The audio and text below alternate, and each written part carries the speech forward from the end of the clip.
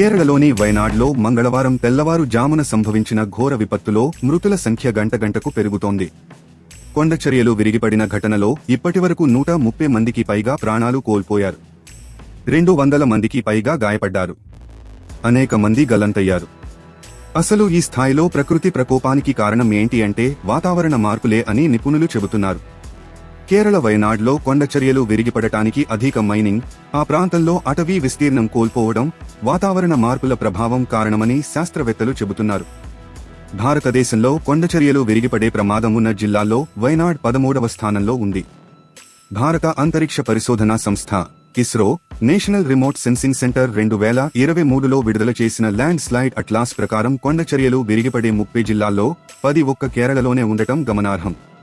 కేరళ కొండచర్యలు ప్రధానంగా తోటల ప్రాంతాల్లో సంభవించాయని 2021 అధ్యయనం తెలిపింది. 56% ప్లాంటేషన్ ప్రాంతాల్లోనే కొండచర్యలు విరిగిపడ్డాయని అధ్యయనంలో తేలింది. 2022 అధ్యయనం ప్రకారం 1950 నుంచి 2018 మధ్య వయనాడ్ జిల్లాలో ఉన్న ప్రాంతాల్లో 62% అటవీ ప్రాంతం కనుమరుగైంది. International journal of environmental research and public health ప్రకారం 1950ల వరకు వయనాడ్ మొత్తం విస్తీర్ణంలో 85% అటవీ ప్రాంతం ఉండేది. అది ప్రతి ఏటా తరిగిపోతూ వస్తోంది.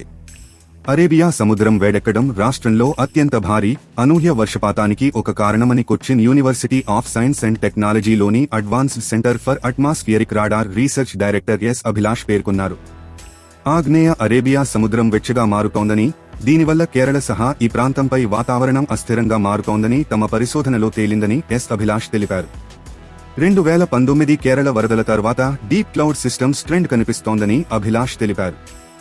అరేబియా సముద్రం వేడెక్కడం వల్ల ఏర్పడిన మేఘ వ్యవస్థలు తక్కువ సమయంలో అతి భారీ వర్షాలకు కారణమవుతాయని, ఇది కొండచర్యలు విరిగిపడే ప్రమాదాన్ని పెంచుతుందని పేర్కొన్నారు.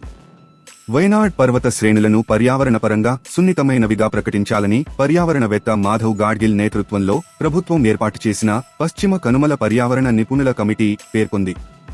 అత్యంత సున్నితమైన విభాగాలను పర్యవేక్షించాల్సిన అవసరం ఉందని, విచ్చలవిడిగా జరుగుతున్న వాణిజ్య కార్యకలాపాల నుంచి రక్షించాల్సిన అవసరం ఉందని ప్యానెల్ పేర్కొంది.